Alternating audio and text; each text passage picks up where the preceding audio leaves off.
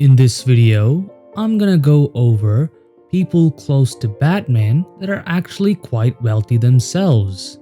Before I begin, if you enjoyed this type of content, make sure to like and subscribe. The first is Alfred Pennyworth, the trusted butler of the Wayne family for numerous years and the adoptive father of Bruce Wayne. One source of his income is his job as a butler, with ZipRecruiter giving the national average of a butler at $65,550 per year, with the higher end of 6% being $116,000.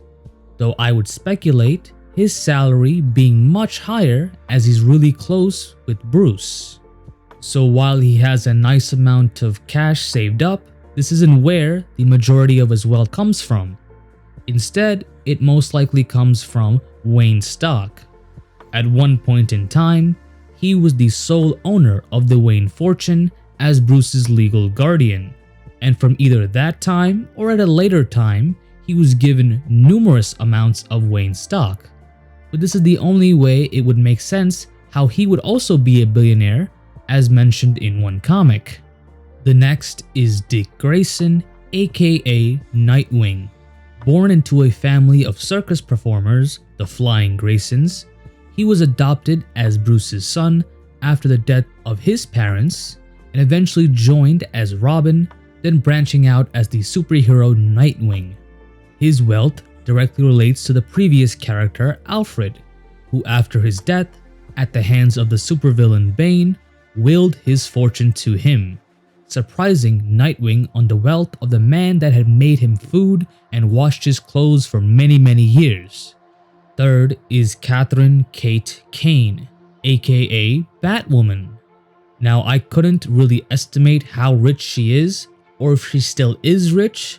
Nonetheless, Kate Kane is part of the Kane family, which in the TV show Gotham is one of the 5 families that ruled over Gotham's high society, and it's also the family of Bruce Wayne's mother, Martha Wayne, originally Martha Kane.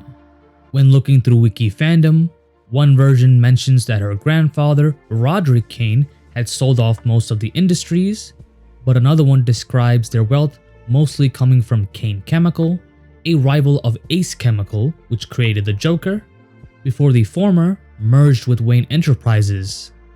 If the company was sold off, they would also have a large amount of wealth, and it does state that her day job is a socialite, which is usually associated with the wealthy individuals. Not to mention, to be Batwoman also requires lots and lots of money. Fourth is Lucius Fox, the chief executive officer of Wayne Enterprises, and a trusted ally of Bruce Wayne. He is usually the one to manage the financial aspects of Batman's crime fighting via the company. Being CEO of one of the most prominent companies in the DC universe, his compensation is no doubt very high, plus any bonuses and incentives from his performance in making the failing Wayne Enterprises at one point in time to a successful company. Real life data from the top 10 most paid CEOs, running from the high end of $10 billion to the low end of $263 million per year. I would guess his pay on the higher end, possibly close to Apple CEO Tim Cook's at $853 million, though it could be higher or lower as there is no definitive info. Fifth is Damian Wayne, the biological son of Bruce Wayne and Talia al Ghul. While having claims to the Wayne fortune through his paternal link, he also has another massive fortune via his maternal link. His grandfather is Ra's al Ghul, aka the Demon's Head, a pseudo-immortal who has lived eons thanks to the effects of the Lazarus Pit and has amassed an enormous fortune, and more importantly, an extremely dangerous and very loyal organization, the League of Assassins. Now, there are some technical issues for him to receive this inheritance, one being that Ra's al Ghul has to step down, which he seems willing to do, at least for Bruce Wayne, for him to get this position, and bypass his mother, who would be next in line, or have someone kill both of them to be the successor. Another issue could be his allegiance to Batman and his moral code, which may cause a strife between his grandfather and himself. However, at least in Apocalypse War, he is seen leading the organization, though it was caused by a multitude of disastrous events. Lastly are Bruce Wayne's children, including Dick Grayson and Damian Wayne, along with Tim Drake and Jason Todd, who are all theoretically successors to the Wayne family fortune. The specific estimate I have already covered in the video How Rich is Batman?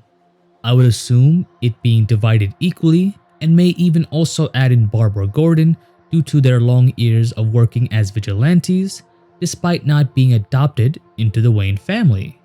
The inheritance would include a large amount of Wayne stock, cash accounts, possible trusts that are in their names, and of course any physical assets, including the manor and other Batman paraphernalia. Thank you all for watching. If you enjoyed this video, make sure to like and subscribe, and support the channel by hitting the join button for $2.99 a month to become a member.